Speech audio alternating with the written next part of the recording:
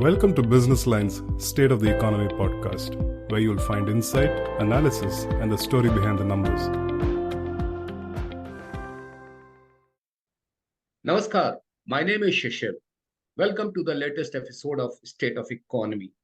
We are going to discuss various economic indicators, what are the indication and what we can expect from the budget. Talk about all those things. We have with us Upasna. She is the Chief Economist with Kotak Mahindra Bank. Welcome to the episode, Upasna. Thank you. Upasna, we have seen all the high frequency economic indicators are showing a very positive sign. When we talk about GST collection, it is 1.64 lakh crore. When we talk about fiscal deficit, it is 50% in the 8 months of this fiscal. When we talk about core sector, it is 7.8% growth. Vehicle dispatch, 2.87 lakh in December and 4 million or 40 lakhs in the calendar year 2023. So if you take all the high frequency economic indicators, what is the key indication you are getting from these numbers? Yeah, Shishir, I think most importantly, like you highlighted, most of the high frequency data at this point in time is showing that the economy is very resilient and across the board. Of course, if we look at each of the indicators, they are largely suggesting that, different sectors are holding up quite well despite reasonable, monetary tightness that we have seen in the last 1.5 years. And we do see that somewhere there could be early signs of fatigue, probably in the consumer segment. But at this point, that's also too early to really take a final call on that, whether we will see some fatigue there. But overall, I think each of the indicators suggests that even in the next few quarters, we should not be as much worried on growth.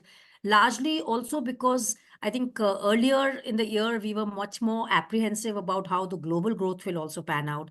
And the global growth has turned out to be much more stronger than what was earlier anticipated. So that too is providing some kind of a support to the export-led and the related interlinkages to the rest of the economy. So I think overall, I would say it's quite positive, broadly positive. I would still remain a little wary, like I said, on consumer segment, wherein on the rural segment, there are certain signs wherein I remain a little wary. But again, like I said, I would remain overall positive. Okay. If we see the number from one side or the brighter side, they are showing good signs. But if you go to the other side, like take the example of GST collection, it is lowest in 3 months, number one. Number two, many of the states are still in the single digit growth. So you use the word that we are seeing some kind of fatigue. Does this mean that the GST collection will slow down in the month of January? See, now we are seeing about a 10% Y&Y growth on GST.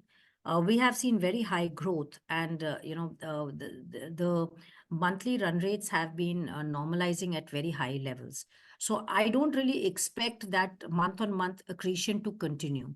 Naturally, the normalization has to happen. So I think we are close to the peak. The monthly run rate of 1.6 lakh crore may stagnate. We may not see incremental increase from here. Of course, the year-end collections increase, that is seasonal. But barring that, I think we will continue to remain very static around 1.6 lakh crore. I don't see a deterioration in the number, but I don't even see an incremental growth there. But yes, like I said, you look at the PMI data that came out today, and overall, I think we are seeing that the kind of resilience that we've seen in the first 9 months of the year, that will slowly fade off, but that is not something which, it's more of a normalization from a very high growth that we've been seeing across the board, rather than a material slowdown. Okay. You mentioned about the PMI manufacturing. I will add core sector also, core sector for the month of November and PMI manufacturing data for the month of December. We saw that PMI manufacturing is 18 months low in the month of December. And if we talk about the core sector, which is 7.8% in the month of November, which is 6-month low. Industrial performance not showing the kind of improvement in the month of December, which was expected.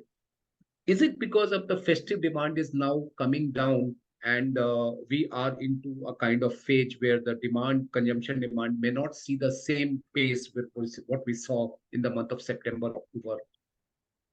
Absolutely, some amount of seasonality does set in. The post-festive season, we tend to see this kind of slack. The year-end activity also becomes a little muted. So I think it's a culmination of all of this. We may see again a little bit of build-up happening in the fourth quarter, but I think somewhere the manufacturing activity, I do expect to lag behind a little now going ahead incrementally, because I do see that somewhere the global growth, which was holding up much better until 2023, is going to be showing some more signs of slowdown. Even though not as big a worry like a recession or so, but I think the slowdown will start having an impact on the industrial production data, on the manufacturing segments. So I think we will start seeing some more slowdown happening. So, if you're talking about the overall FY24 versus FY25, then I do expect that there will be moderation in growth from a near 7% growth this year to running into 6.3 to 6.5% real GDP growth next year.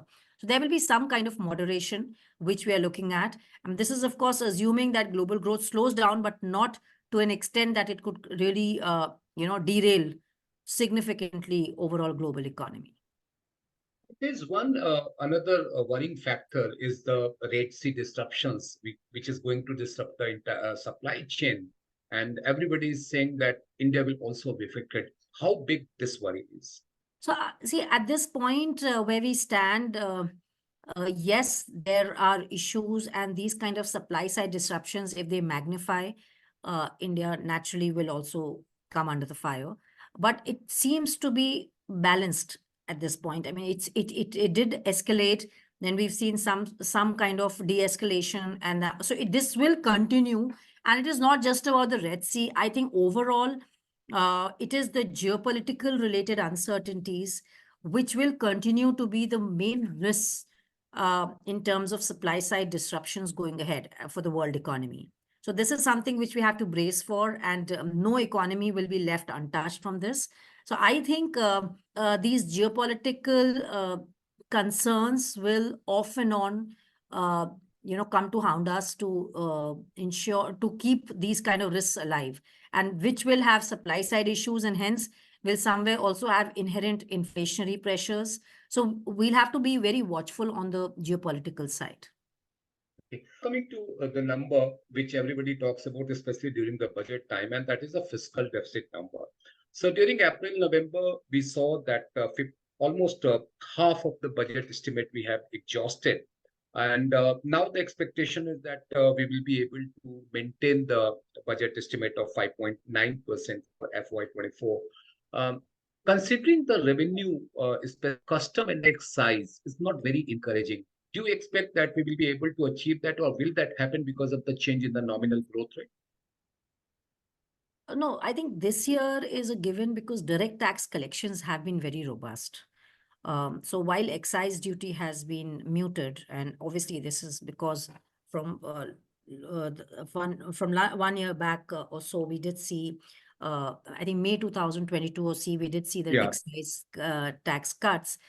Because of that, we are seeing a degrowth that is happening in the excise collections. But overall, if we look at the direct tax collections, they have been extremely robust. And even in the beginning of the year, we did believe that the government had underestimated the direct taxes, and it has actually materialized in that manner. So they have a windfall coming from there. They also have a windfall coming from the RBI dividend, which is higher, which is going to be higher clearly than what was budgeted. So they do have scope there, which will offset the shortfall which is expected on one, the divestment side, two, of course, as you mentioned, the excise duty side, and thirdly, the some amount of expenditure hikes that may happen, which is expected, because we have seen that in the supplementary grants, there have been some cash outgo. We'll have to see on a net basis how that really pans out. So I think the positives, the pros and the cons can be offset largely. And higher than expected nominal GDP growth is going to be very minuscule in terms of impact. So somewhere 5.9 seems to be balancing out well. Okay. Now, coming to the last 2 points, one is, of course, the inflation. That high frequency economic indicator, everybody is waiting for that because, I mean, it has impact on a number of policy matters. Now, that number will be out on 12th of this month. What is your expectation? We are looking at a number closer to just a tad below 6%, probably 5.9 to 6% reading. This is probably going to be one of the peaks, and then we start seeing moderation after that. But yes, at this point, food inflation is something which we remain very watchful about. Particularly, cereals. I think we are not seeing, and despite the government intervening, I would say, the cereal prices still remain quite sticky, and they have a very heavy weight in CPI basket. So, while oil seeds, fruits, vegetables, they too tend to move seasonally, particularly fruits and vegetables. That tends to correct also after a very significant spike. But structurally, I think pulses and cereals will remain a problem because we have seen lower output, lower sowing and lower output risks are there. So I think that is something which we remain watchful about. But otherwise, yes, I think this coming reading should be the peak, and then we start seeing moderation going ahead for the next few months. And for the year overall, 5.5% will be the thing which we should look for? Yes, so it should be closer to 5.5%, right? We are actually Okay. at 5, yeah, so it should be closer to 5.4% exactly. Okay. Okay. Now coming to the final question, that is the budget. This year, as we all know, that we are going to have the interim budget. I mean, in the month of February, on the 1st February, there is a very peculiar situation. The rule says a government of the day, if it is in having majority and there is no election announcement, it can make any policy announcement. But convention says that you should not do that. And we have seen that in the interim budget of 2009 as well as 2014 and 2019, we have seen some policy announcement like rank 1 pension in 2014. Then in 2019 we have seen this Kisan Samman Nidhi.